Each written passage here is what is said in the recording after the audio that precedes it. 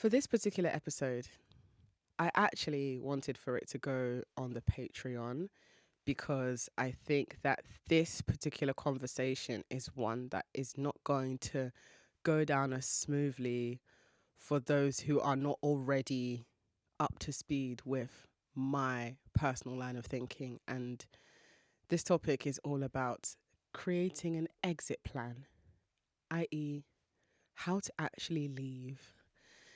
There are going to be various ways we will approach formulating the exit plan. But I want to preface this episode by saying that you're probably going to hear things that will make you feel uncomfortable because these are not things that women are encouraged to speak about. If anything, we normally hear this information when it's a bit too late. We might come across this knowledge from a grandmother or an auntie who tell you, always have your own money, stash your money away in a secret bank account, do not let your husband know how much you have. You hear other women who have escaped and survived marriage and endured divorce tell you, do not put your name down on a house with a man if you do not know what his credit looks like. All these things that women are told. And for the most part, I think that those key pieces of advice land on ignorant ears. And I think that the ignorance comes from wanting to believe that you are the exception, your case will be different, and the worries other people have about whether things will last with the man that they see their future with don't apply to you. And I think for us to not just empower ourselves, but to protect ourselves, we're going to need to find a way to have this conversation before it's too late. I think where there's a huge misconception with my work and my intentions is when I discuss dating men who have money. I'm going to just take it as I have not done a good job of explaining my rationale, as much as I like to believe that I am incredibly detail oriented and very thorough with how I explain my mindset. There are still women who hear my outlook on dating men with money and their takeaway from that is I'm saying that you should depend on a man who has money. People have this idea that dating men with money means depending on them. And that's the first portion of the exit plan that we're going to need to talk about. And why I am collating all these ideas under the topic of the exit plan is because when we look at business involves signing a contract with another person, right? And the reason for that contract is you are both saying, I hereby agree to uphold this particular expectation on my part. I acknowledge that this is what will be required of me. This is how I will benefit from the contract. These are the specific dates, and here is how long our product of our deal is going to last. Here's who's going to make what from it. There are specifics, key specifics. But one important thing about a contract, especially if that contract is, let's say, you're an influencer. I want to use an example of an influencer because most people can understand what an influencer is. Let's say you're an influencer and you are signing a contract to be managed by a new person who's going to help you elevate your career. That contract will include all sorts of things from the dates that you intend to start working together through to, how many years you want this contract to last for before you intend to maybe revisit and refresh it and re-sign, what the cut is going to be, which is usually a standard 20%. But if you've negotiated something different, that will be written explicitly clear in the contract. There'll be things like how long the management can make money off of you after you leave. And this is the part that's interesting. That's normally known as the exit clause. So an exit clause in a contract is essentially pointing to, should we decide to end our terms of working, what will that look like? So in an exit clause, there will be a mutually agreed format of, let's say, if you want to end working with your manager as the influencer, you have to give them X amount of months notice or X amounts of weeks notice. You can't just terminate your contract on the spot. So you'd have to refer to that exit clause if you're having second thoughts about being with your manager. Now, in that exit clause, there will also be what I just mentioned earlier about should you decide to end terms with your manager, how long can they still make money off of some of the relationships they might have helped you to form while you were with them? So, for example, let's say you're a beauty influencer and you did a collaboration with Fenty Beauty, and that collaboration came about because your manager put in a good word for you at with someone they know who works at Fenty. But you've ended your working relationship with your manager now, but you've still got a really good relationship with Fenty and they've sent another campaign your way. But because you've already left your manager now, but you still know Fenty, you have to refer to the exit clause in your contract. It says, okay, for the next 3 years, this management company can still make a particular cut. It won't be the same cut they got when they were still managing you, but it might be a smaller percentage of any relationships that they have procured for you if that results in a brand deal. And they will be watching, so they'll come back for their money. Now, you have the right to negotiate that number of years down. So it could be that, I think the standard one is like 3 years. You will see some ridiculous things in contracts that people have signed, and that's just in influencer land. We've not even touched on the music industry, but just in influencer land, from my experience and what I've seen other people experience, 3 years is usually the average, but you can negotiate it down to 1.5 years or 2 years.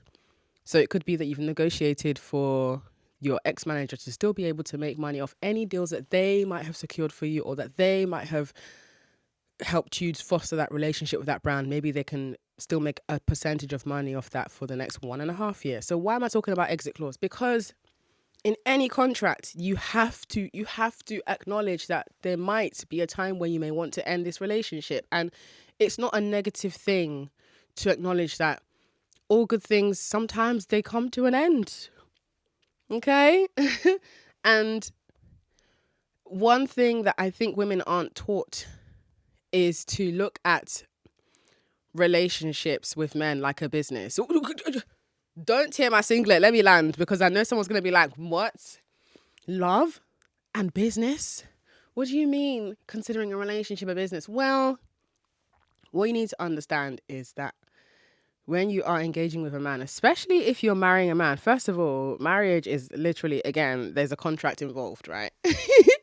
So there are going to be expectations of you and there'll be expectations of him. You get to decide what that contract looks like. You know, there's this whole ongoing debate of like, should you sign a prenup? Should you not? I don't know. I haven't really looked into prenups that much because I'm not in a place where I'm considering being married.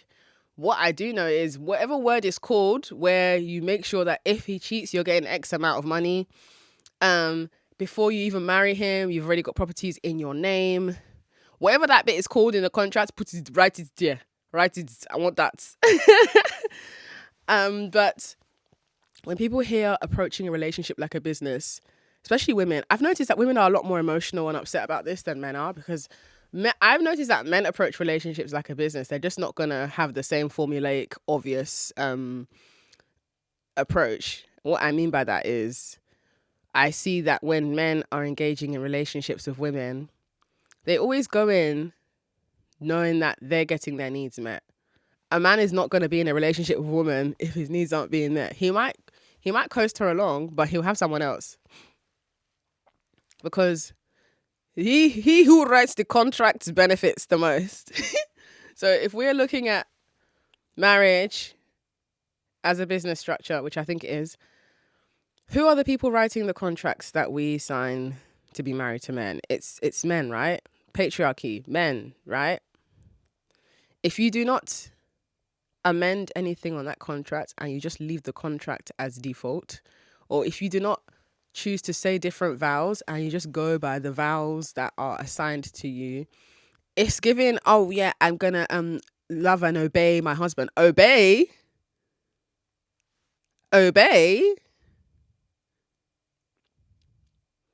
I'm not obeying a man. I would respect him, especially if he's paying all bills, taking care of me. Yeah, I'll respect him. I wouldn't marry someone I don't respect, but obey. Obey implies that he has authority over me. I'm not doing that. Anyway, exit clause, business, looking at things for the long term rather than just for how good it feels right now. These are things women are not taught to consider. So it annoys me that a lot of women think that dating men with money means you're depending on them. Because women who be like, oh, but if you date a rich man, then you're going to be stuck and you're going to be relying on him. That just tells me that these women do not even have any kind of financial education that will empower them enough to know how to strategically handle being with a rich man. Because my thing is, yeah, what you're doing with broke men who have nothing to lose, you don't do the same thing with men who actually have something to lose. It's a different territory. It's a different terrain, babe. You cannot climb a mountain in Converses. You're probably better off climbing a mountain in hiking boots. So that metaphor points to what you're doing with broke men. That works over there. But when you're dating men who have money, you have to wear a different hat, babe. You have to change your approach. You have to think even more selfishly. So what does that look like? Especially in the conversation of women feeling a sense of not wanting to depend on men who have money. Well, I've always been a big believer in having your own money and using men to expand your money. I've never been the kind of person that promotes the idea of if you're in a desperate situation, then that's when you should start dating. No. No. If you're desperate for love, I don't even think you should be dating, because even if you're not looking at rich men as potential people to date and you're just looking for just anybody, somebody, anybody, please love me. If you're desperate for love, you're going to get swindled. Because when men spot desperation, they just see you as an easy target. They don't see you as the way women see people who are vulnerable. Because the mistake women make again is they think that men love like women do. So you think, oh, if I was in that position, if I was in a position where I didn't have anyone to love me, I would just want someone to just pick me up and nurture me. So I'm going to do that for someone else. Men don't look at you and think that. When men see a woman who is desperate for love and who doesn't value what she has going for her, they're just going to be like, oh, this is an easy person to take advantage of. I'm going to tell her what she needs to hear so that I can just sleep with her and keep it moving. They don't feel any desire to rescue you. They're not women. They're not socialized like you, babe. So you just got to rid yourself from that line of thinking, because if you're going down that thoughts channel of, well, if it was me, it's not you. A man is not you. A man is never going to be you. If you want someone to think like you, date a woman. If you want to date men, there has to be some critical thought involved. I'm sorry. You cannot afford to just be like, I'm just going to go where the wind and stars take me. No, babe. That's irresponsible. Because when men approach you, they're not approaching you to be like, wow, that woman's tits look so bouncy and juicy. I really want to pay her bills and take care of her and make her life easier. They don't think that. What they think is, oh my God, that woman's tits looks bouncy and juicy. I want to press her breast. I want to sleep with her. What do I need to say to her to get her to be more open to talking to me so I can get her to a place where I can sleep with her? I'm going to compliment her. Going to tell her she looks nice and she smells nice. Like, men don't leave the house being like, where can I find someone to provide for? Where can I find someone to protect? Where can I find someone whose bills need paying? Hello, young lady. Do you need bills paid? No? Okay. No, they approach women being like, are you going to give me head? Who's going to sleep with me today? Who is going to stroke my dick today? That's what men be doing. So if you're going into partnerships with men thinking that if you just lead with moral goodness that it will work out, that's goofy. The world does not reward moral goodness. If it did, the world would look different. If the world rewarded moral goodness, women would all be deified, okay? And that's not to say that all women are inherently morally good. I'm just saying, based on how the two social groups, men and women, are raised in society, there's an expectation for women to uphold moral goodness. There's not an expectation for men to uphold moral goodness. So off the back of that, what I'm saying is, when you're approaching relationships with men and you're thinking, if I'm just a good woman, then things will work out. No. Do you think you're the first person to ever be a good woman? Have you not seen what's happened to all the good women who came before you? Do you not listen? Are you not paying attention? Good women finish last. Good women finish last. Nice guys finish last because you're, as a gentleman, the woman should come first. Just saying. So yes, I agree. Nice guys finish last. If you're a nice guy, you should finish last. You should wait for your woman to enjoy herself first and then you second.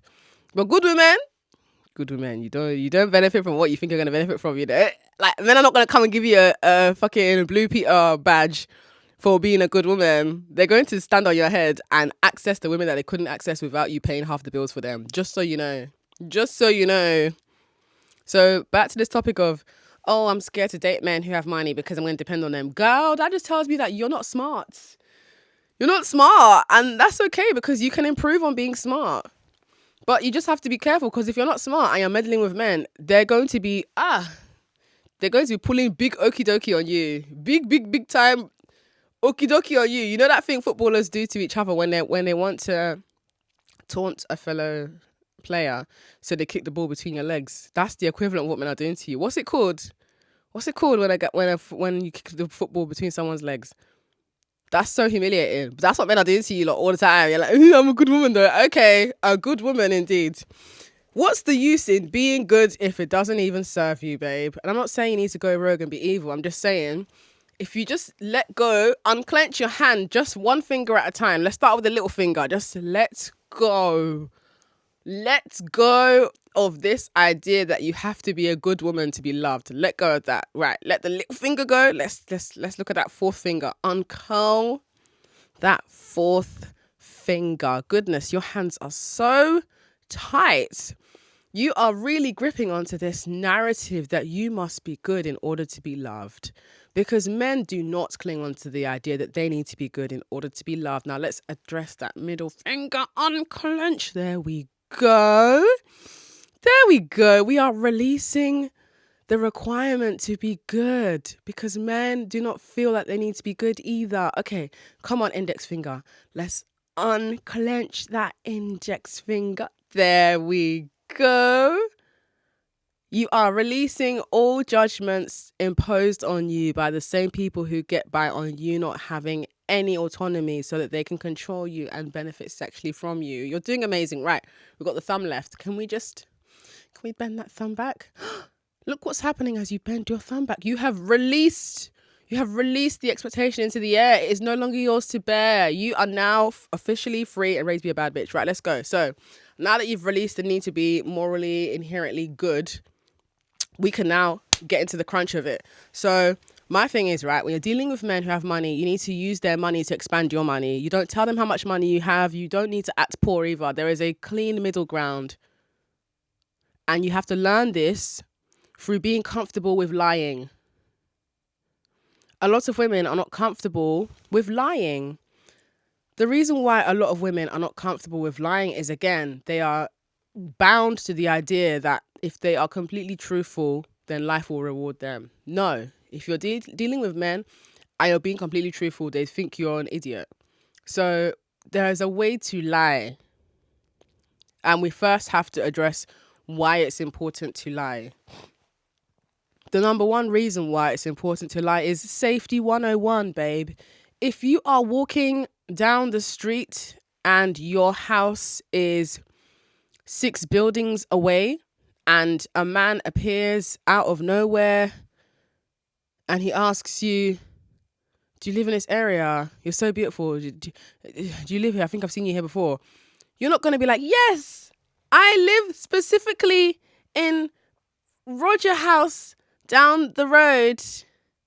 Yes, number 13B, second floor. It's a green door and the door doesn't normally lock properly in case you wanted to stalk me and end my life. You're not going to tell him all that, are you? No, what you're going to do is you're going to just lie and be like, oh, no, I was just in the area to see a friend, or the easier like just here to see my boyfriend, because in you dropping that you're lying, in you dropping that you're here to see your boyfriend, unfortunately, men will respect a hypothetical, non-existent man before they respect a woman in front of them. So if you tell a man you've got a boyfriend and you're on your way to go see your boyfriend, he's more likely to back away and leave you alone, as opposed to you being like, oh no, I live here on my own, but I'm not looking for a boyfriend. Please leave me alone. Like, you have to learn how to lie. Because the women who be like, oh, but lying doesn't feel genuine. I'm like, did you guys miss out on like learning Stranger Danger 101 when you were like 4 years old? If somebody offers you sweets, what do? You're that child who will be like, ah, yeah, I'll take the sweet and eat. Oh, God. Did your parents or your grown-ups not sit you down when you were a small child and give you that lecture of, if a grown-up with a white van offers you sweets, what do? What do? Do not take the sweets, okay? Do not take the sweets. Some of you missed out on that home training because now you lot are the ones who be giving men your address, your number in the streets. And this is another thing, giving out phone number to strangers. Guys, do you know, I'm not even being sarcastic here. Do you know that if you wanted to find a person's personal information, you can find it from just their phone number? I've tried it out before. I got someone's number and I was like, okay, let me see if I can find this person's personal information. Obviously, I already know them, so I'll know if the information is correct. I did my searches and the information that came back was accurate. I said, Lord Jesus. Now, if I was a scary man who had evil intentions, God knows what I'll do with that information. Especially in an age now where the internet and the programs and tools that the internet has created has made room for us to now use technology to see things and access personal information that we never would have before had access to. So when women are giving men their phone number in the street, talking about some, oh, it's fine, I'll block him later, you cannot afford to take that risk. Because you don't know if between the time you've given him your number and you realizing you gave him your number and then maybe 2 hours later you decide to block him, you don't know what he's done with that number in that time. And also, just because you've blocked someone's number doesn't stop them from having it. They might not be able to call you or contact you, but they still have it. So if they want to use that number to look you up or find something about you they shouldn't find, or to find your social media, they can do that. Which leads to another thing with social media and learning how to carry yourself, to protect yourself, posting in real time where you are. What does that mean? That means, let's say you've gone to Nando's with your friends and you've made some cute videos and you've taken pictures together. Don't post those videos while you're still at Nando's or while you're still in a walkable distance from Nando's. Post it 2-3 hours later. Post it the next day even. And don't always post that you being at places that you go to frequently, because people can, just from following you and watching your stories, they can start to create a profile of where you frequent the most. You don't know what men are like. Especially people who are like, oh, but lying is bad. If you have the mindset of feeling bad about lying, that tells me you don't know what men are like. So you need to hear this more than anybody else, to be honest. And I'm not here to be like, oh, I'm lecturing you. It's like, I do this work genuinely from a place of caring about women. I know that it might not come across that way because I promote taking men's money. I promote, what's it called?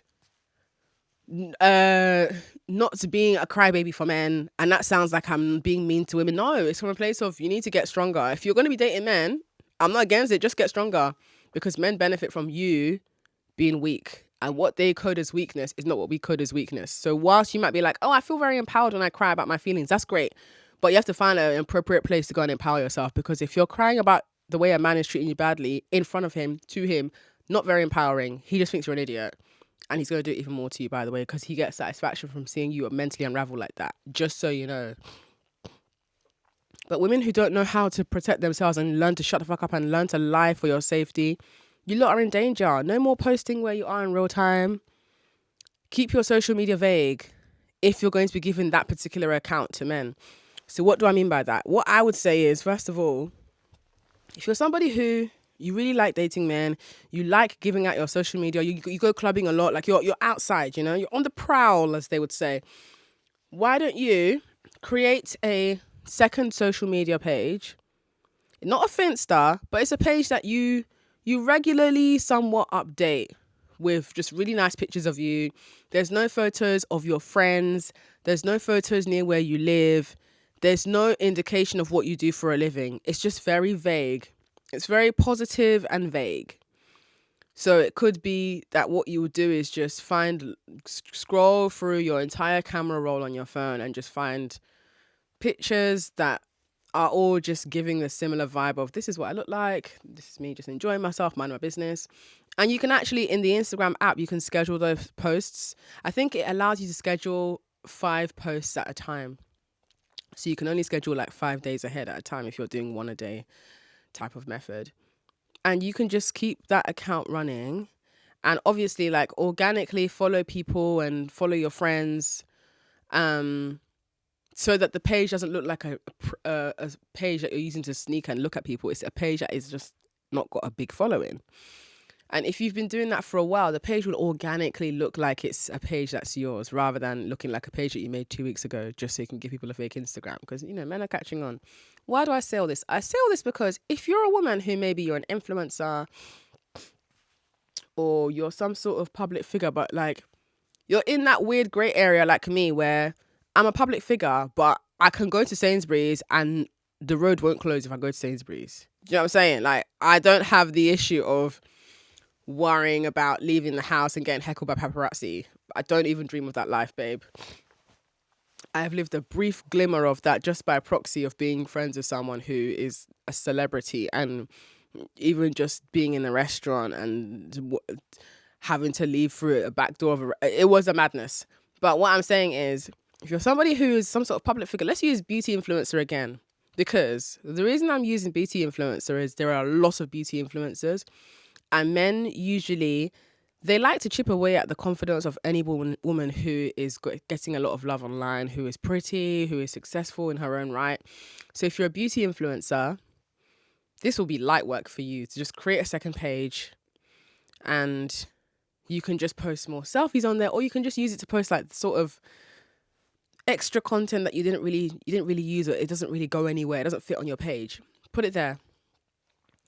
When you meet guys out in the club or outside, you give them that page. Hopefully you have maybe used a different phone number, like a different phone or a different email address to register that account, so that whoever follows you on there won't be met with the suggestion to follow your bigger page. Because sometimes that happens where if you use the same there's something about if you use the same email address or phone number to make another account on Instagram, because it's on the back end, it's technically paired with your main account. People can sometimes get recommendations to follow you on your main account.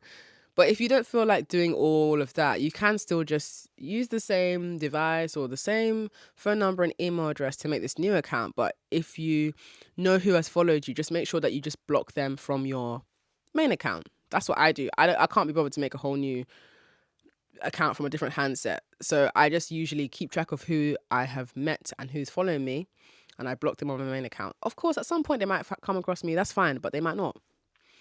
And why is this important? Because it's about being able to control your narrative and to control to enough of a degree how that man sees you financially. Because sometimes when men who have a certain amount of money, there's no specific number in mind, but when men have a particular impression of you and those men also have money, sometimes they feel like you don't really need their help as much because they might think you're making a lot of money. So they don't really know how they can impress you with what they know they can use to impress you. And this is another thing, right? Being impressed by money doesn't mean that you're vapid.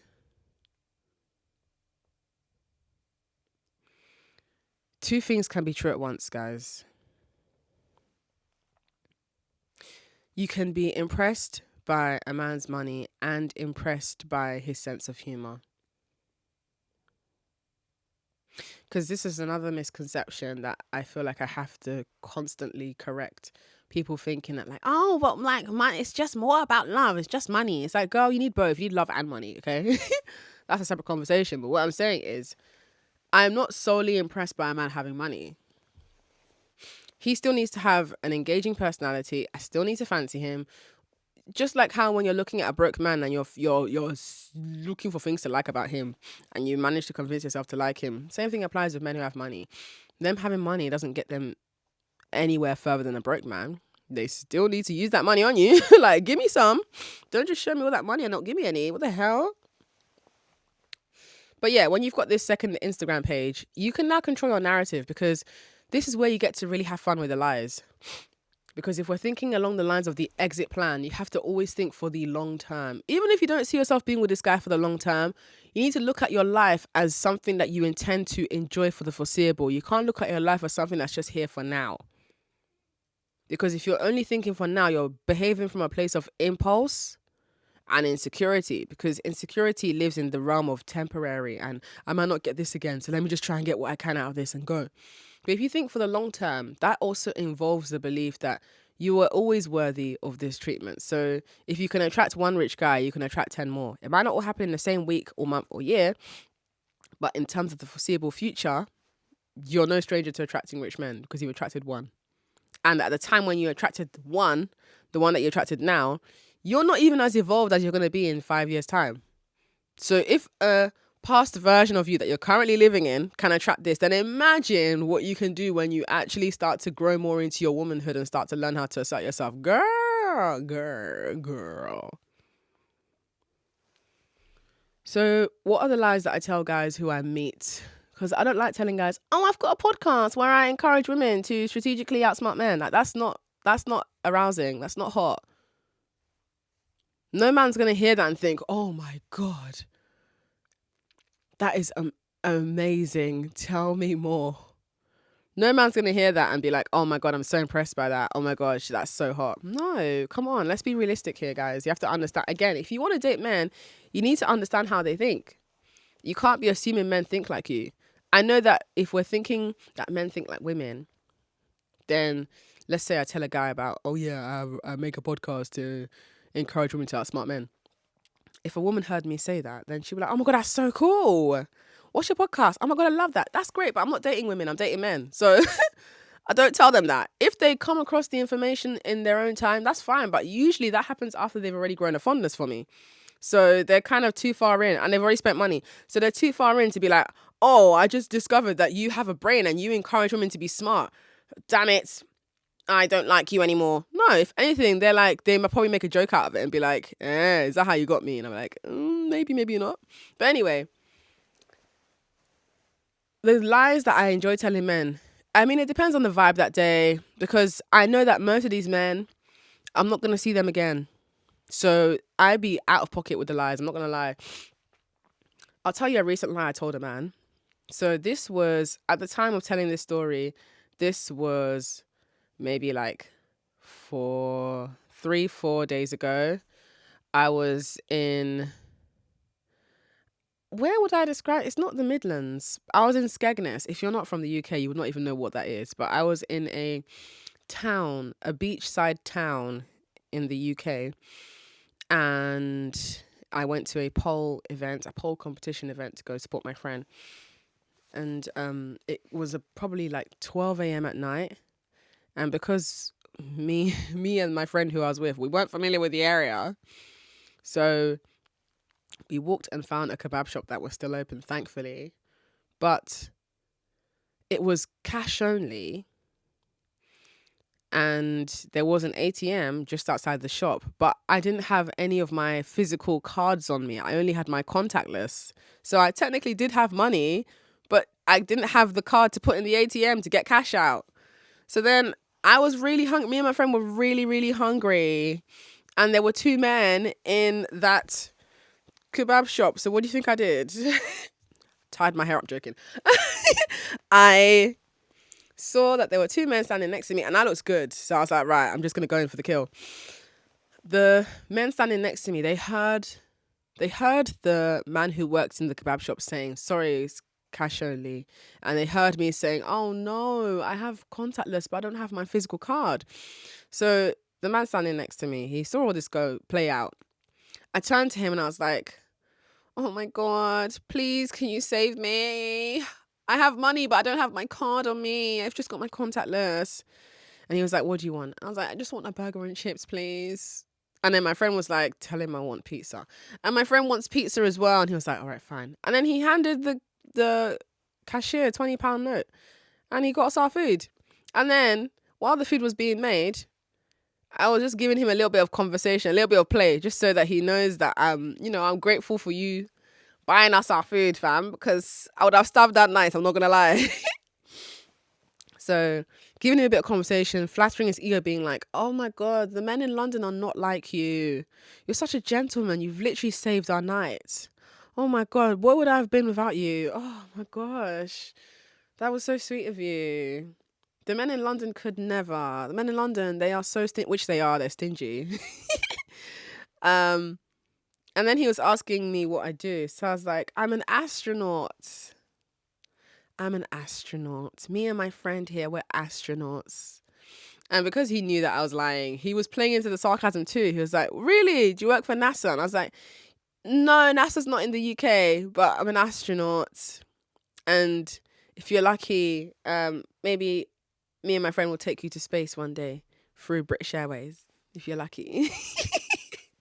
But it was just some silly play.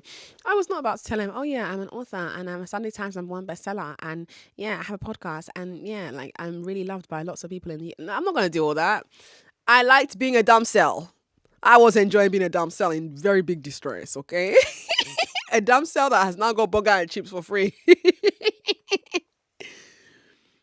I'm sorry, but it's not every time that you need to fluff up your feathers and make men think you're bigger than what you are. It's fine in certain instances, especially if you're genuinely discussing business to business. That's fine. But if you're just trying to quickly benefit from a man fancying you, with it, have fun with the lies. Lie that you're an astronaut. Lie about something. Just lie about something ridiculous that he's going to laugh and be like, yeah, come on, totally. Because then if he starts pressing to be like, okay, but what do you really do? You can maybe create a secondary answer that isn't actually saying what you do, but it still kind of gives a particular impression of you. So you could be like, okay, I'm not an astronaut, but what I do is maybe a little bit more boring than that. I work with a lot of high net worth individuals. I help them to organize their diaries. It means for the most part, I get to work from home, but sometimes I get to enjoy really fun experiences. Now, that sounds vague, but it also sounds really clear and direct. So notice how I used language there. I work around a lot of high net worth individuals. So that means I'm around rich men. Meaning, yes, you might have money. You that's flirting with me right now, you might have money, but I'm around your type all the time, and they're also flirting with me too. Because if you're attracted to me, so are they. So pay attention to language. I work around high net worth individuals, and I help them organize their diaries. So that could mean I'm their assistant. It could mean I'm a luxury concierge. It's kind of vague, but it still implies that I have enough contact with them on a personal level. And then the next part where I've used language strategically is I get to work from home for the most part, but I still get to enjoy some really exceptional fun experiences from time to time. So obviously working from home means that you have like freedom and you're not in a demanding, high-paced job.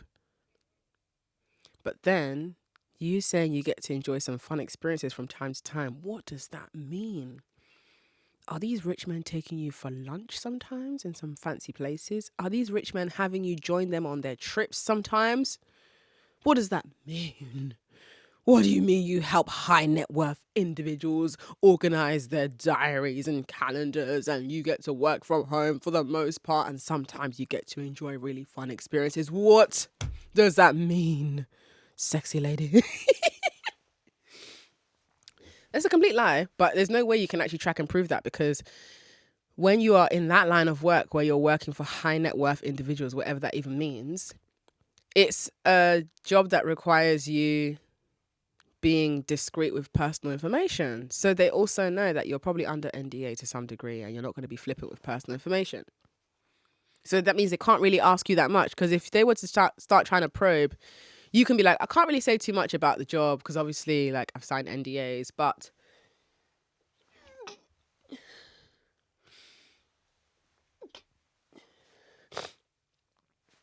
what I can tell you is I love this job. That's it. That's it.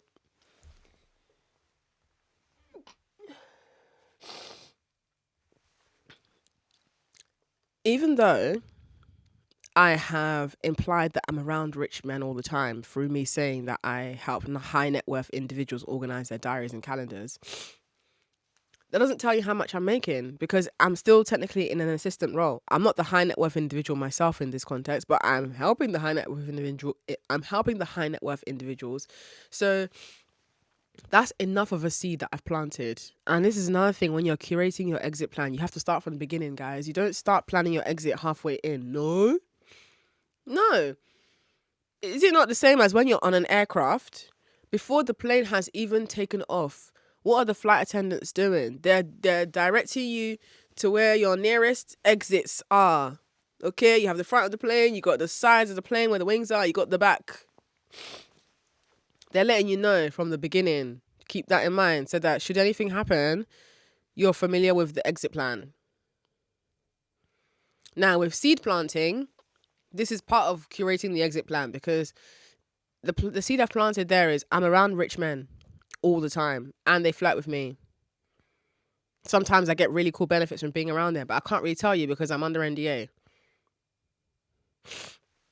So now you're thinking, oh, this woman she's kind of mysterious, she's kind of sexy, but she's also smart if she's around rich men. And also, I've got competition now as a man, so I need to really impress her. And I think if I show her what I'm capable of in terms of impressing her, hopefully I will stand out. But it also kind of implies that you're not balling, you know? So he's going to feel less uncomfortable about financially supporting you because he knows that you're working from home. You're helping people organize their diaries. How much could you really be making from that? But it doesn't position you as somebody who necessarily needs help either. So it's classy, but it's still kind of vague. That's the position you want to be in, because when you think about the seed that you're planting, it's about understanding that this seed will one day grow into a tree that will allow you to keep on plucking and enjoying the fruit, even if that man is not around anymore. Because sometimes when you tell men too much, you get less support from them. And I'm sorry, if a man's in your life, he should be supporting you. That's the number one baseline. How are you gonna be married to a man and you're still paying bills? Girl, get out here with that. I don't want to hear it. You married wrong. Married wrong, in my personal opinion. Of course, there'll be people that might think otherwise, and that's fine. But in my personal opinion, what's the man there for? Because my thing is, look, it's about having your own money and spending his and not spending your own. It's about using his money to grant yourself more social upward mobility. Because upward social mobility means you being able to maneuver certain classes of people you otherwise wouldn't have had access to. And with having access to those certain classes of people, you have an upgraded lifestyle, better career opportunities, which means more room and chance for you to make more money outside of that man. Because there's certain rooms you are not getting into without knowing certain people. So if you use these men as strategic pawns to get where you need to get to in your life, there is no question of, oh, but I don't want to depend on a man. You're not depending on anybody. Oh, God. It's so frustrating. Straight women are insufferable. No imagination. No sense of thinking for the 10 years ahead that's coming. You're thinking for now and you're fucking wet fanny. Think properly. Use your brain, girl. This is the only life you got. You cannot be telling a man how much money you make. If you're making good money as a woman, that man doesn't need to know that. Obviously, from you looking good and you looking well kept, he can tell that you're obviously making enough to sustain yourself very well. He doesn't need to know specifics, babe. You got to keep it vague, okay? If you're a fucking top earning doctor, oh, I work in the healthcare industry.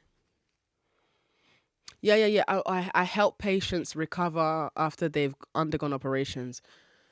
Vague language. Because obviously there's certain lies that you can't entirely get away with. Like if you're clearly a doctor and you've lied to a guy that you're a florist, he's gonna probably catch on if he's in your life for long enough, and he can see that you have got your scrubs in the house and you have to leave the house. Obviously, but it's about strategically lying. So instead of telling him the specifics of your job, you give him a vague sort of so that he doesn't think that you're fucking balling. When men think you're balling, they're not going to help you as much. I know it doesn't sound nice, but remember, you don't need to prove to men that you are their colleague. You are a woman. They're supposed to be taking care of you. A man taking care of you doesn't mean you're incapacitated. It doesn't mean that you have lost all your autonomy. This is another thing that I'm not understanding. The people who are like, oh, but this is not very empowering. I can take care of myself. Oh, girl, speak for yourself, girl. I'm sorry, but I'm not about to go to work while being pregnant. I'm not doing it. A man who can put a baby inside you and watch you go to work every day, I don't know if that man loves you as much as you think he does, babe. And it shouldn't have to take you being pregnant for a man to want to make your life easier. Just saying, if that man loves you and has the means, you're not lifting a pin. You're not. And he's not making you cook and clean either because he can afford to hire help. So you don't owe him anything. You're giving him the access to you, your presence, your energy, him having the ability to claim you as his girlfriend. That's the win. That's what you're giving in return. It makes him look good. Other men respect him more because you are on his arm. Do you know that? You're giving that man clout. You don't need to give him anything else. You don't need to be cleaning any plates for him. Please, if you go to his house and the sink is growing mushrooms, you need to be disgusted by that and say to him, I'm really turned off by that. I can't believe you'd even invite me into a home that's that dirty. Because these men expect you to come and clean up after them, They expect you to see how bad it is and think, oh my God, what is going on? Oh, I'll clean this for you. Don't do that. Because that's how you start to nurture that seed of him expecting household labor from you, and it slowly creeps. It starts from you going to his house occasionally and washing plates in the sink for him. Then you notice he hasn't taken out the bins. You start helping him with the bins. Then you might notice, oh, he's not really eating very well. Look at him, he's losing weight. Let me help him cook and help him meal prep. Before you know it, you're just taking on household labor. Ew. And that ain't even your husband. And even if it's your husband, no, I don't believe in household labor for a woman. No. If men don't believe in household labor for themselves, I don't believe in it for me either. If he's got the money, he can hire a cleaner, he can hire a cook. We can go real ham with it. Let's even hire a nutritionist as well. Let's really get exciting and fucking, what's the word? Let's really have fun with this. Because what the hell?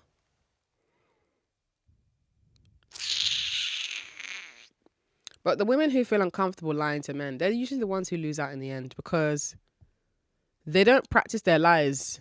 They feel like in the moment they feel flustered. It's like because you haven't practiced a lie enough. That's all. You need to be thinking of these conversations before they even happen. As somebody who, we're going to touch on astrology briefly, as somebody who has a Gemini moon, okay, best believe I be living out conversations in my head before they've even started. And I got my Mars in Virgo, so best believe I'm constantly anticipating how this could play out and what I can do to position myself on the best starting foot possible so that I can maneuver this with enough tact and enough ease that it looks natural, it feels natural. He will never be able to tell us a lie. You can only practice that by talking to the voices in your head. Yeah. You need to be a smidgen unhinged to be as brazen as I am. Because in this life, they don't reward the people that play it safe, You don't get no brownie points at the end of your life. They're like, well done, you played it safe and you let people trample you. Good, here's your gold medal. No, babe. You got to be a little separated from reality. So much so that you believe that you're above the rules that have been imposed on you. I believe I'm above these rules, It's not me who's going to be anybody's housewife. I would rather be single, or if I'm marrying a man, he can hire help. And maybe on his birthday, I'll bake him a cake. But at the moment, I don't have any cooking skills. I burn water. Maybe he can buy me a cooking course. And if he's a good boy, I'll bake him a cake that says, good boy. That's actually so cute. Oh my God. That'd be so romantic. Imagine that. Imagine baking a man a cake and it says, good boy. That's adorable. Anyway, I think women need to reassess what is expected of them and pick from that list of expectations and decide what they're actually going to live up to. Because you don't actually have to do everything men tell you to do. Because when women are doing everything men tell them to do, they still get cheated on anyway. And now you look stupid. And now you're resentful. And now you're angry at other women. Because the women that these men cheat with are doing nothing on that list. You'll be married to a fucking square ass Christian man with a balding hairline talking about I like my wife to have no tattoos, don't wear short dresses, your Instagram page needs to be private, no going out to the club, I don't like you hanging out with your friends if you're going out to where men are, I like a stay-at-home wife. Who did they cheat with? The girl who has a fucking face tattoo, big batty, barely even covers her body because it's her body and she looks good.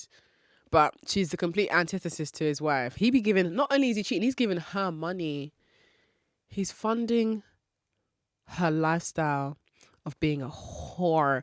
And when I use the word whore, I use it from a place of ownership of that word. It's not from a place of derogatory context. I mean, I'm a fucking whore. Even me, myself, I'm a fucking whore. Do you know what a whore is? A whore is a woman who just owns her sexuality. I'm very sexually empowered. It might not look that way because I probably only sleep with men once every millennium. But sexual empowerment is also you being very, very in control of your body. So much so that I appear very sexual on the outside. So I love being scantily clad. I'm a pole dancer. I'm a burlesque performer. I post pictures of myself where the nipple is just about covered by rhinestones. I'm very, very proud of my body. I look like a fucking snack, babe. I am a snack. But you're not pressing my nyash though. You're not gonna. You have no bragging rights that you slept with me. You did not even get to take me out on a date. You don't even know what my breast feels like. You know nothing. But on the outside, I'm a whore. And yes, I be getting men in my DMs all the time. The DMs ain't flattering if it ain't coming with money. But men are easy. Men are so easy. Like, if you know how to identify what the rules are, you then know what rules to break. But there's a strategy to still following certain rules. Well, at least looking like you're following certain rules so you can slip under the radar. And this goes back to what I was saying about practice your lies. Start learning how to talk to yourself. If you live alone, good, even better. Start talking to yourself. Start anticipating scenarios where you might need to use those lies and start to question the lies you've created so that those lies are ironclad, bro. It's like if I lie to a man that I'm an astronaut, of course it's not believable. And I don't intend for it to be believable. I'm being ridiculous because I know he's going to be like, okay, what do you actually do? But me lying that I'm an astronaut is just to make him laugh first so he can see that I'm cute and charming and funny. And it buys me time to think about how I'm going to actually tell him my main lie, which is I work for high net worth individuals and I help them organize their calendars. I lied about being an astronaut because being an astronaut sounds way more interesting and I probably would enjoy that way more.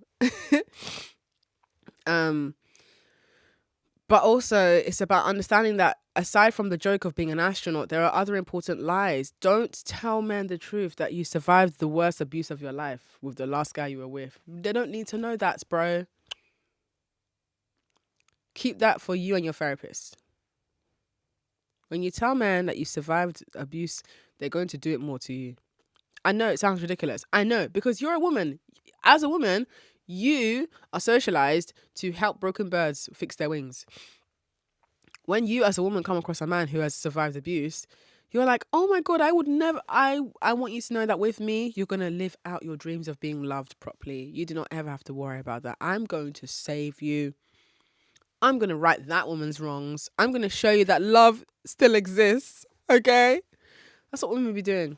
With men, when you tell them that the last man abused you, they're going to be like, so she has a tolerance for being disrespected. And I know if I figured it out, I can talk her out of her boundaries. Because what men do is when they know that you've been abused before by a man that you dated, what they're looking for is loopholes in your own mindset, because that's usually where they will attack. It's the loopholes. It's the places where you say one thing and you do another. So what's that involve? That involves you coming to a man telling him you're celibate. Don't tell men you're celibate. Don't tell men you're celibate, because they see that as a rule. They see that as you saying, rule number 1, I am not having sex with you. You're not allowed to have sex with me. No, no, no. No, no, no, no, no, no, no. When you tell men you're celibate, the most of them, their mind goes to, I'm just going to now try and figure out a way to have sex with her. That's it. You think that if you tell a man you're celibate, he's going to be like, I'm going to work really hard then to just follow her rules and I'm going to marry her then.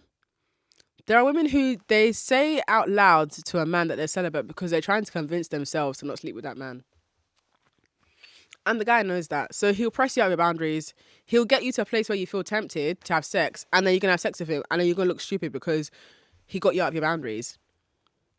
That's not a good place to be. It's not, because if a guy knows that you saying you're celibate is subject to him playing with you, then you weren't really celibate. And you're not someone who sticks to your own word. Therefore, you don't have strong boundaries. There's more lack of boundaries where that came from. That's what they see. I'm telling you. So you need to pick and choose what you're going to say, because once you've said it, he now has the ability to choose how he's going to understand those words. That's why you have to use certain dog whistle language when you're talking to men. From the moment you meet them, this is part of planning your exit. From the moment you meet them and they're flirting with you, you can even, if you want, if you're a Sagittarius and you got the backbone for it, you could be like me and be like, you're not my type. Knowing fully well he's your type. Oh, God. Do you know the men that I be telling they're not my type, they look so good. I'll be like, listen, this one got a little sweetness to it. But on the outside, I'm like, you're not my type. Because what they're going to do, men are predictable. If you tell a man who is clearly, obviously good looking that he's not your type, he's going to be like, why am I not your type?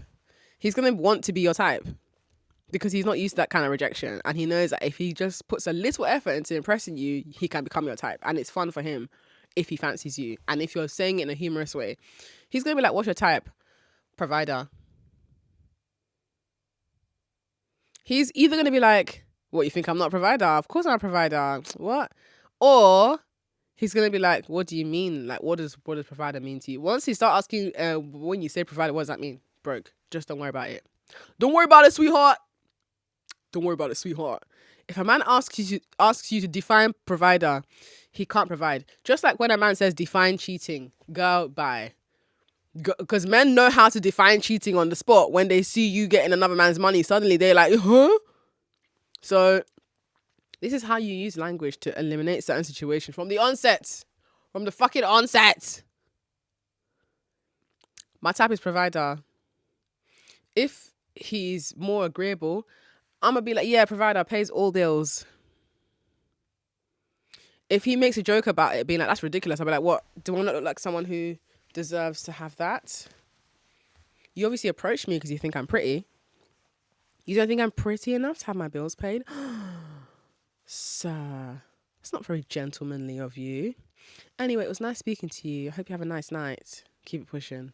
Keep it fun, flirty, and straight to the point. Don't be standing there too long arguing your standards with men. Don't argue about your standards, because again, if we're looking at seed planting and thinking for the future, if you're arguing with a man about your standards, that's not giving confidence, babe. No man should be arguing with you about your standards. If he can afford to meet them, there won't be an argument.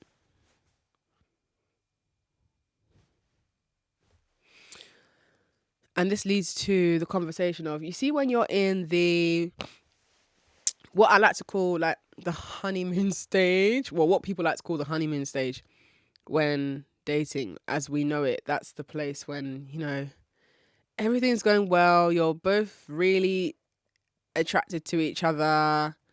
It's all just really sweet and dandy. That's the time when you need to secure the money. And I don't mean secure the money and run. I mean secure the money for the long term. So that means get him to set up a direct debit for you. So it could be that, let's say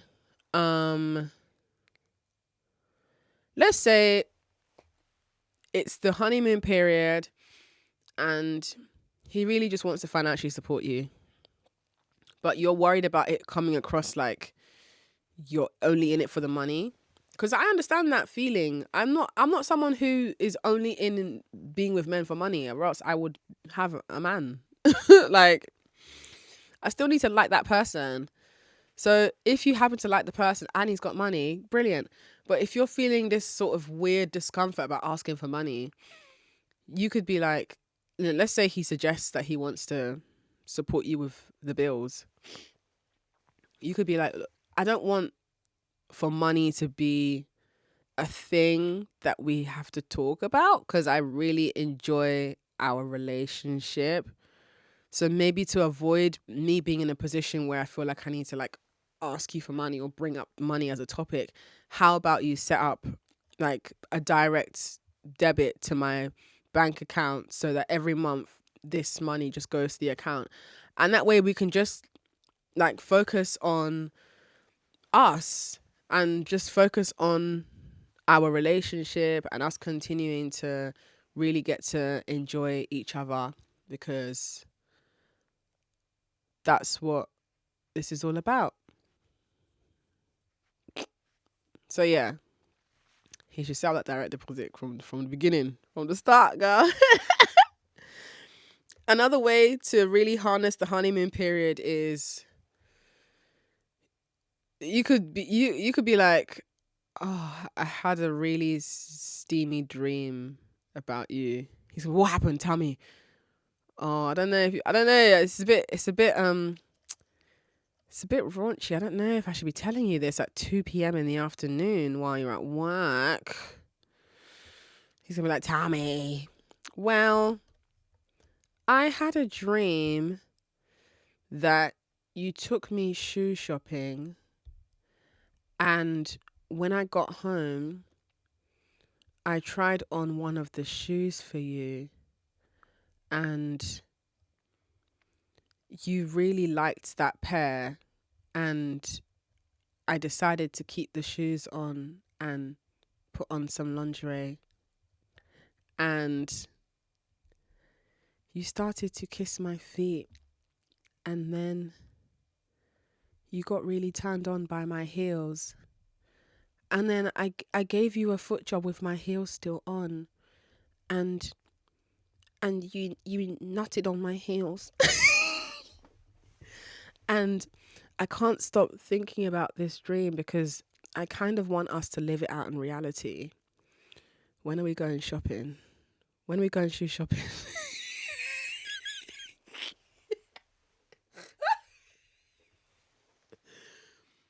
Obviously, you don't have to be like that if that's not what comes naturally to you. This is just how I am, because I'm no stranger to asking men for what I want. I'm going to be like, oh man, do you know what would really turn me on right now? If you got me a really cute handbag from my wish list and you stuffed it so tight with cash that the clasp couldn't even close properly, and you present the bag to me in a really cute gift box, and you send it through a courier to my door or to my place of work, if he knows where you work.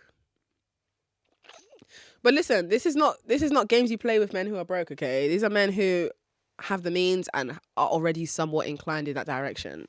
But it's about utilize the honeymoon period to get cash, babe. Get cash, get cash, get cash. And also, while you're in the honeymoon period, you're going to need to start a fight because you need to test.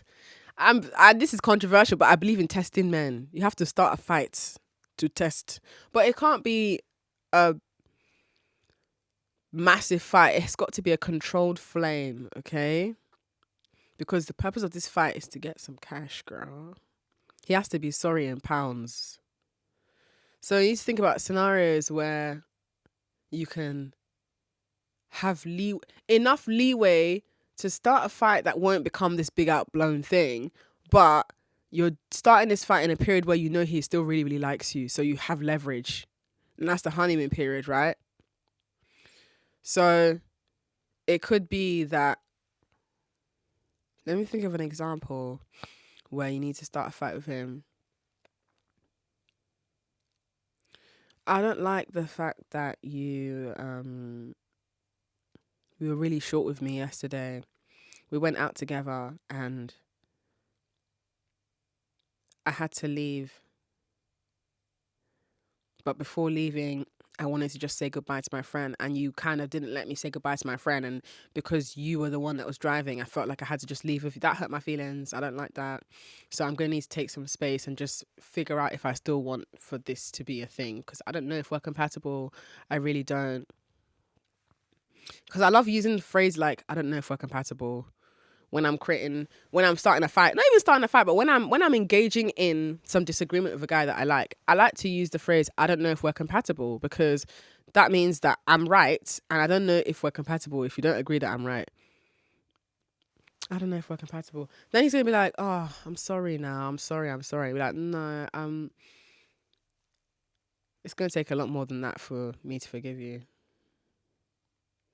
And you have to escalate it. Don't be scared. You have to escalate it small. You might need to silent treatment. You might need to just be going out more. Don't be around the house. Don't be around him too much. Just go quiet. And he's gonna be like, what do I need to do to make it up to you? Well,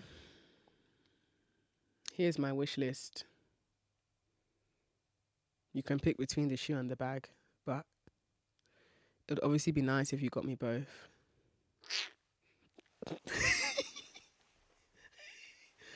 Guys, this should really be on the Patreon. I'm not gonna lie.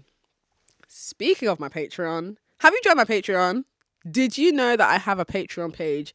If you do not know what Patreon is a space where creators can make exclusive content that their subscribers can access through a monthly subscription fee. Yes. So my Patreon, which is patreon.com/theslumflower, is structured in a way where there's only one payment tier, and that is known as the disobedient deviants. Yes, as a disobedient deviant, your outlook on the world is one that is informed by you putting your joy at the center and not feeling the need to apologize or justify your desires, be treated like a fucking human being. Because women are not treated like human beings when we partner with men. I'm sorry, it's not good enough. And over on the Patreon, I describe and discuss situations, things, themes, topics that I don't feel as comfortable talking about on the Slumflower Hour podcast or any of my social channels that go out into the world, because sometimes women just get really annoyed and defensive, and sometimes men get really dangerous and violent when they don't like what people like myself are saying. And in an age where stuff on the internet becomes more and more sensationalized, my intention is never to use viral, controversial content to drive the conversation. I don't think that's healthy. I think that the nature of what I do is already inherently controversial and sometimes has a viral aspect. But I believe in having certain conversations in a domain that is more receptive to it. And that's where my Patreon comes in. So over on my Patreon, I have a 65-page guide called the Dilemma Manual, and that is a PDF ebook where I have shared anonymized scenarios people have been in that they consider dilemmas, and in response to those dilemmas, I write like essays on how I would handle that situation if I was them, and why this is a problem that remains prevalent in our society, and what women can do to better navigate those scenarios should they encounter them. I also have a workshop series going on my Patreon where Not only can you access the workshop, but you can access PDF assets to download and use in conjunction with the workshop to inform your own growth and thinking along those lines.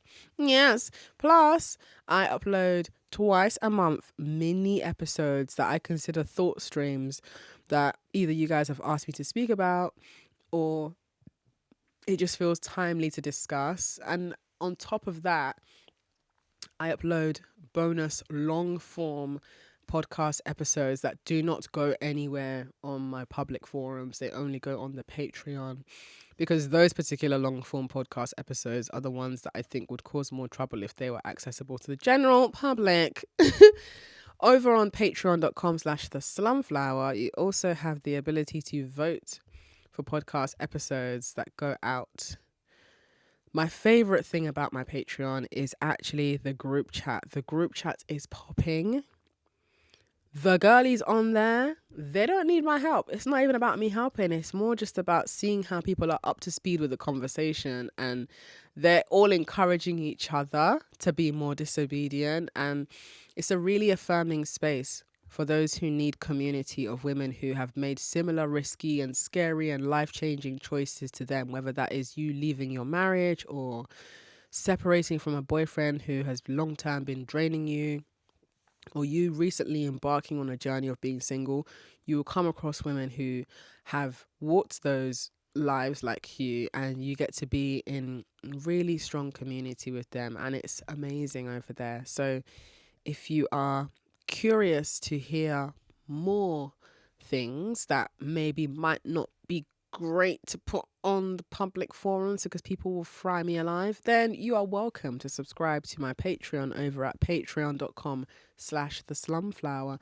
And even if you don't want to subscribe to my Patreon, I am grateful to you for enjoying this podcast. And this particular episode, I really did feel like I wanted it to be on the Patreon just because I don't think it's something that I care for men to hear necessarily. But the thing about men is that, look, you could literally outline your entire blueprint and strategy of movement in front of them, and they're still going to be aroused by your tits. So, as much as men think they're smart, they can't outsmart this pussy. No, you can't. So, yes, I do really want this episode to not be publicly accessible because I don't want to get my ass beat. It's mainly the women I'm scared of. It's not even the men, you know. It's the women I be scared of. Like, I've had women be like, oh my God, I used to love your work. I thought you were all about women's empowerment. But now you're saying that married men cheat and you're not angry at the women who take these married men's money? It's like, well, yeah, girl. Married men are cheaters. They're fucking cheaters. So, yes, if you are actually avenging on behalf of the woman he's cheating on, you fucking take his money. Take his money. He shouldn't even be able to cheat for free because he's going to cheat anyway. But that's a whole different conversation. We're focusing on the exit plan today. And we talked about the honeymoon stage and how you need to use that period to really harness your authority. And it's not for everyone. It's something you got to practice, right? Like, you need to be brazen. If you're dating men, you need to be brazen. You can't be no meek, quiet pushover. That is not rewarded. Men might tell you that they like it, but the reality is, look at that girl. What's that white girl? That what's her name? Pearl. Just Pearly Things or something like that. That fucking super pick me. Why hasn't she got men salivating in her fucking comments being like, oh my God. You see how men talk about Ruby Rose? Ruby Rose is fucking sexy. But do you see how men are constantly talking about how that's their dream girl, right? I don't see anybody saying that about Pearl, but Pearl is a master super ultimate pick me. Pearl is like, yes, I don't believe women should have the right to vote. Yes, I believe that men are stronger than women and therefore women should be in the home cleaning and cooking. Yes. Why is nobody fucking rushing to secure her as a wife? Because men, as much as they tell you they want women that they can control, the control is not satisfying if the woman gives the control. It's not. There is no gratification in a woman willingly handing herself to you, as opposed to the gratification a man receives from a woman being a little hard to read, a little hard to convince, and then you finally win her over. That is way more satisfying. Another thing that I think women are making a big mistake on, especially when it comes to your exit plan, is you lot talk too much. I've said this several times on the podcast, but I have to keep on reiterating, you lot fucking talk too much. If you're thinking of leaving, don't tell him you're thinking of leaving. This is the part where the conversation has to enter serious territory now, because when we're discussing escaping an abusive relationship, as someone that has escaped something of that nature, how I did it was I stopped fighting back, I stopped arguing back, and I was quietly planning my exit. It wasn't a man that put me in a situation. It was a primary caregiver. But I knew that this is not a process that I can undergo just on a whim.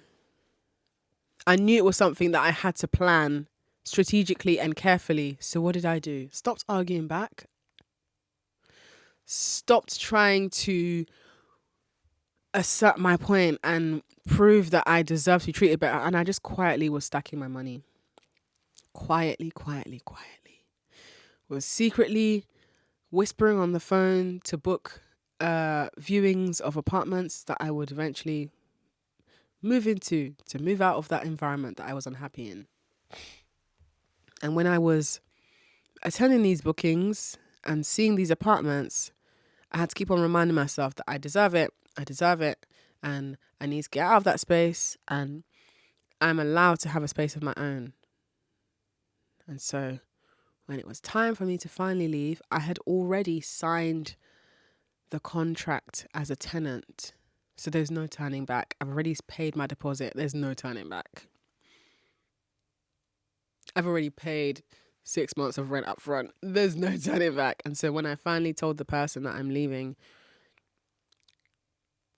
they knew they couldn't get me to not leave because I've already signed all the documents. But yeah, that person made it really, really insufferable for me to smoothly go through the process of leaving and taking my things. That person seized a particular passport of mine. And one thing I learned from that process is, if you're thinking of leaving a man, let's say you live with him, first of all, your first part of the exit strategy is another man. You need to be with another man in secret, not even be with necessarily, but have another man be sending you money that you're quietly, secretly stacking, because that's going to be your exit money, right? Because if you are, let's say you're doing the thing that the feminists are accusing me of doing, where it's like, oh, you're relying on a man. Let's say you're in that place where you're relying on a man. You didn't use any tact or strategy, and you just went into that situation with the rich guy where you're relying on him. You have no finances for yourself. Okay, you're relying on him. You have no income outside of him, and you feel stuck. You have to cheat. So you have to cheat upwards. So when we talk about social mobility and we're talking about upward social mobility, that means maneuvering through various class systems, because that's where you have better access to safety, well-being, healthcare, etc. Now, the only way out in this particular scenario is another man, girl. But you got to relearn to shut the fuck up, girl. And you have to be real secret and smooth with it. So let's say, granted, you have your own bank account, or he helps you to open another account and gives you a card. The man you're cheating with, he puts money in your account. You stack that money in silence. You don't even be arguing back to the guy who you're trying to leave. You're just acting normal. He has no reason to suspect anything. Because if you're opening your mouth, yapping, talking about something, yeah, I'm going to leave one day, you're going to regret it. Shh. Hold your mouth. Shh. You have to sneak out. You mentally leave first. So this new guy, he's got more money than your current guy. He's financially supporting you. Maybe he doesn't even know the extent of your situation. This guy who's financially supporting you, he knows a version of your situation that maybe implies that you are in a situation that you might need some help in. So you might be lying and saying to him, oh, I live with my mum and she's really controlling and I need to just get out and it's been really tough for me. And so this money is really supporting me. You could lie. Whole time you're living with a man who's fucking draining you. So let's say 2 2s now. You stacked from that new guy of yours. So much so that you're now able to move out. And maybe your new guy can be your guarantor for the rent contract. Guarantor meaning that if you're in a situation financially where you don't have good credit score or you haven't got enough credit history or rent paying history to show that you're a reliable tenant, you need to have a guarantor. So that's somebody who can actually afford your rent, who will sign the contract with you so that in the event that you can't pay your rent for whatever reason, they know there's someone else they can come to for money, that kind of thing. So this new guy might even be your guarantor. You stacked your money. You found somewhere to live. He's giving you money. It could even be that that guy pays your rent for you. There are different ways to play this game. There are various outcomes that you can anticipate. There are various ways you can play this for your own gain. And I think it comes down to really, really, really thinking ahead. Don't just think for now and how good it feels in your pussy. You have to think ahead. And I think another thing that might save your life when it comes to an exit plan, assume the worst of men. You don't lose anything from assuming the worst of men, because at best they'll prove you wrong. And I'm always pleasantly proven wrong when I assume a man is going to murder me and he doesn't murder me. I'm like, that's good. But if you're assuming that every man is a saint, if you're assuming the best in every man, that's dangerous. So I get a lot of pushback from women who are like, yeah, but you can't say every single man cheats. You can't say every single man is bad. You can't say every single man is likely to use you for sex and then leave you. That's fine. But think about what the empowerment looks like based on what we choose to believe. If I choose to believe that every man's going to cheat, including the ones that I like, then I can create a framework to my benefit from the onset so that in the event that he does cheat, I'm not leaving empty-handed. In the event that he does cheat, he will pay me reparations as apology because I've thought ahead enough to anticipate that it will happen. And because I've anticipated that it will happen, I'm a lot calmer in my reaction to finding out.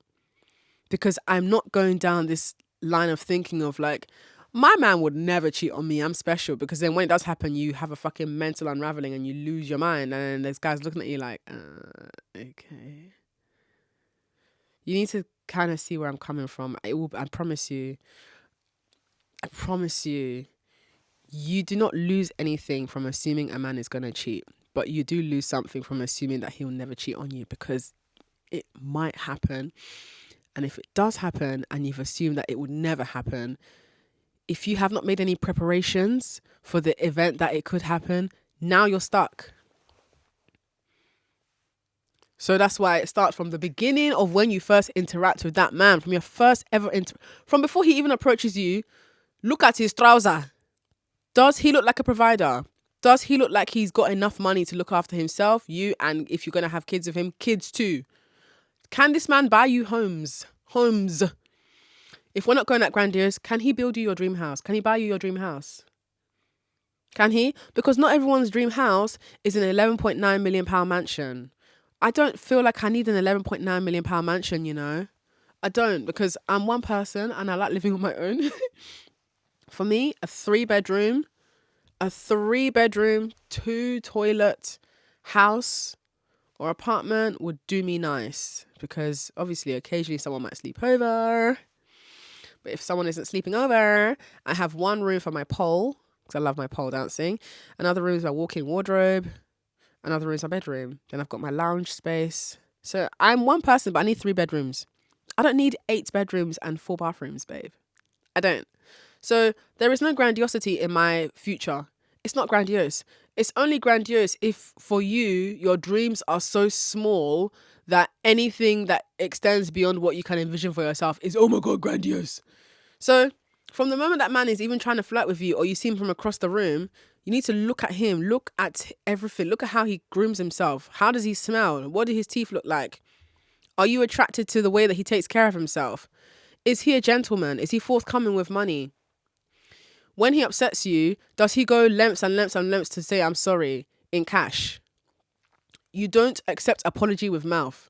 This is something that you can, you know how we learn different things from various cultures and we apply it in a way that suits our lives? Well, here's my offering to you. I hereby offer you a portion of my culture as an Igbo Nigerian woman. I'm from Eastern Nigeria, which is in West Africa.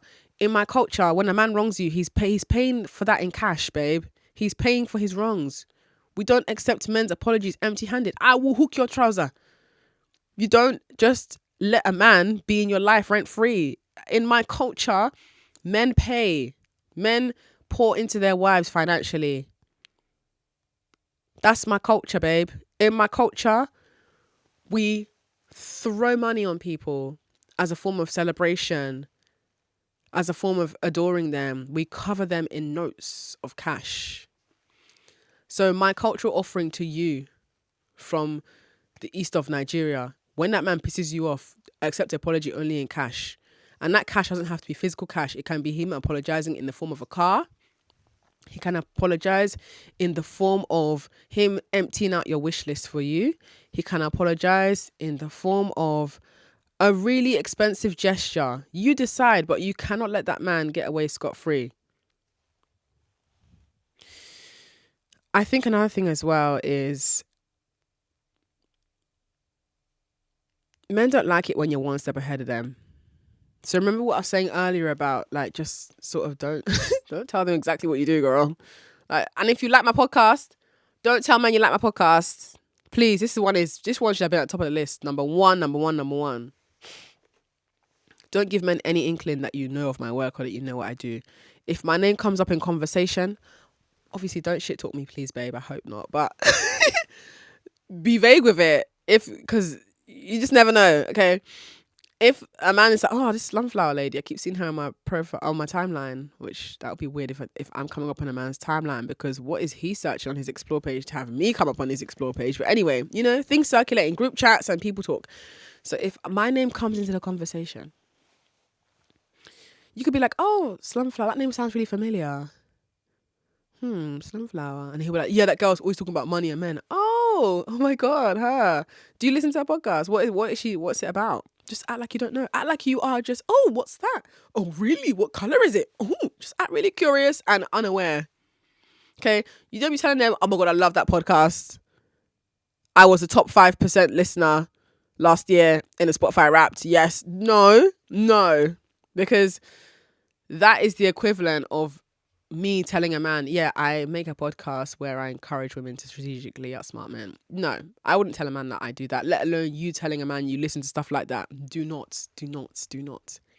If you live with a man, don't stream a podcast when he's around. Don't use the shared YouTube on the telly to watch my stuff so that he will search it and see. Don't.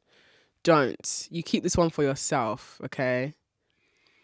Because men don't need to know what your next move is. This podcast is like, if a guy knows you're listening to this podcast, he pretty much knows what your next move is going to be. Because a guy would not want you to have a friend like me. Do you know how many? Oh, girl, listen. Don't take me, if I'm your friend, don't take me nowhere, bruv. Because if a man disrespects you in front of me, we're going to have a problem. Because I'm a Sagittarius, babe. So I'm a very passionate lover of my friends. And if somebody disrespects my friend,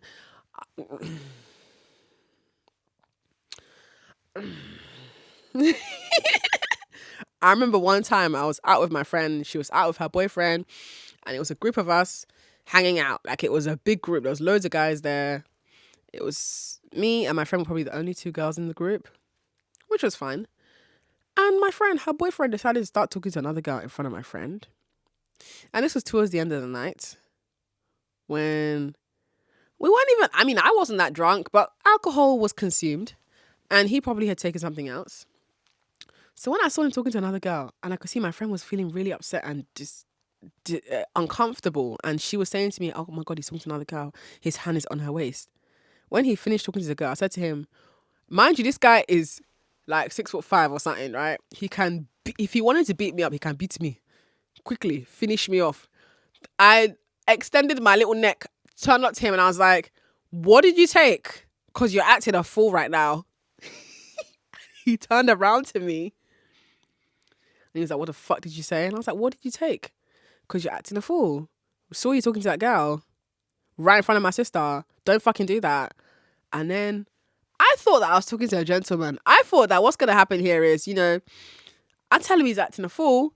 And he says, you know what? You're right. I'm sorry. I shouldn't have done that.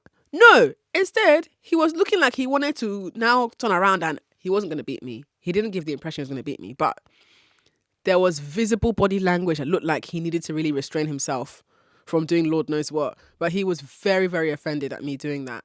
And now me and him we're good. We've blessed it. But now he knows, if you disrespect my friend, just remember that she's friends with someone like me. So it's not going to fly. And I'm sure he probably secretly hates that I'm friends with her, because if he's wondering whenever he pisses her off who she vents to, he knows who she vents to. And he knows how I think, because me and him have had many a debates and we don't agree. Surprise, surprise. We don't agree on most things. And the debates have been in the realm of dating men, and me and him are both Nigerian. We don't agree, but he knows. So I would just say, if you love my podcast, don't tell your man that you love my podcast, okay? The trick is to, when you're acting like you're when you're one step ahead of someone, especially a man, the trick is to play dumb. But you have to be a smart person to play dumb. You can't execute playing dumb if you're actually somebody who is not that smart. Because the tact required to play dumb, remember that play as a form of being involves you being open to experimentation and maybe anticipating certain outcomes, but there is a freedom in play because you're confident in what you're doing. So if you're playing dumb, there's a level of, where the parameters are. You know exactly how dumb to play and when to kind of switch back into the gear of don't try that with me. So my version of playing dumb, obviously lying that I'm an astronaut or making up silly lies about what I do for a living, that's playing dumb. Because I'm downsizing myself temporarily so that he feels more comfortable to exert that financial masculinity that I like. That's the one thing about masculinity that I think they kind of ate. I think the men kind of ate on that bit, the bit about being a provider. They ate that. I love that for them. That's the bit I like about men. I'll take that. So playing dumb also involves, it's not everything you see that you say. It's not everything you feel that you say. And not everything has to be expressed in that moment. And sometimes if a man has something to piss you off, instead of being reactive in that moment, which is a lack of self-control, feel the depth of that feeling and use it to inspire, empower, and encourage the way you're going to move with him. So if you're going to start moving a bit more cold, a little less excited, talking to him a little more sternly, that's coming from knowing that he's pissed you off. He might not even need to know that he's pissed you off. All you know on your part is that your impression of him has changed enough for you to want to adjust the way you move with him. These are all ways of forming your exit plan, because remember, if a man knows that you're never going to leave, he gets really comfortable. You see the true colours of a man when he's with a woman who he knows will not leave. That's why men use babies to keep women stuck. That's why I don't really personally believe in having a baby with a man just because you're both attracted to each other. It's not every nut you must keep, guys. I'm just saying. And there are ways to avoid being in a situation where a nut enters you, girl. You need to be smart. You need to be smart. You need to be a lot more precious with your future. Another thing as well, yeah, I've noticed from my scientific research and findings, men are a lot more impressionable and agreeable when they're horny. So that's a great time to ask for shit. If you're sexting a guy, especially if it's in the honeymoon stage, that's the stage where, they're the most sort of excited by you. If you're sexting a guy, make sure money comes in and out of the conversation. Make it feel and sound natural. If he says to you, oh, I'm so turned on right now. Turned on enough to send me £500? Or if he says, I'm so turned on right now. Do you know what would really turn me on? If you sent me £1,000 right now If you send me £1,000 right now, I'll show you a picture of my wet pussy.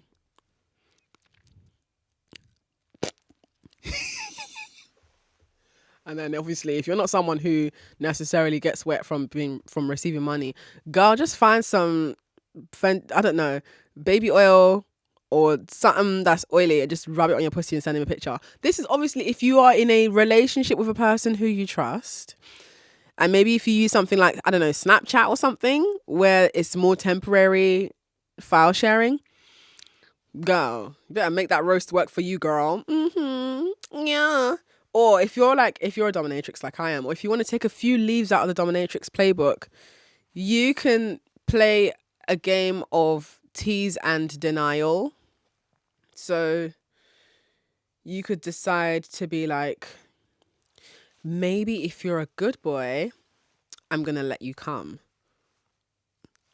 Or you could be like, you could play an actual money game with him where you can make him send you, I don't know, like make him send you £50 each time he grazes his dick on you or something. I don't know. You got to get real creative with it. But the thing is, you can't be playing these games with men who don't have the resources. So just establish that as number one. But to expand further on this tease and denial dominatrix playbook thing, it's about understanding that you're worth what you're asking for and more. You're not punishing him by taking his money. But if you want to make that a punishment, that's also a thing in dominatrix la la land. I'm just saying. But what I'm saying is you're not beating him or being horrible to him by taking his money. You should be taking his money. If he's horny, he's more likely to say yes. Like, if you're like me and you exist in the psychological realm of playing games with people who are men, my personal approach, I don't recommend you do this if you're not someone who is seasoned or confident. But if I was in a scenario right now where the guy who I've been dating, who I know he's clearly got the hots for me, if I know that he's turned on, I would genuinely be like stroking his dick through his trousers and being like, you want to send me that money right now, don't you? You know what happens when you're a good boy. You know what's going to happen next, right? I'll be using as suggestive language. I'll be out there using that English. You don't think this is a joke, guys. I'm sorry, but I cannot be shamed for liking money. If that's what turns me on, you're going to have to accept me as I am. Because when you lot are turned on by cooking and washing plates for people, I'm not in your household shouting at you, am I? So let me have what I have in it, because I'm not in anyone's way. I'm just saying. Because look, whilst I said men are most impressionable and agreeable when they're horny, women are most impressionable and agreeable when they're lonely. That's why you need to really work on feeling lonely and not letting that misguide you. Because when a man knows that you're lonely, that's when he'll dangle marriage and relationship over your head. And what will he do? He's going to have sex with you first and tell you that he needs to see if he has a sexual connection with you before he can have a relationship, just so he can get free sex off you. Dangle the relationship over your head. He's now had the sex he wanted. He's not interested in you anymore. There is no chase. And you're there being like, but I want a relationship. What are we?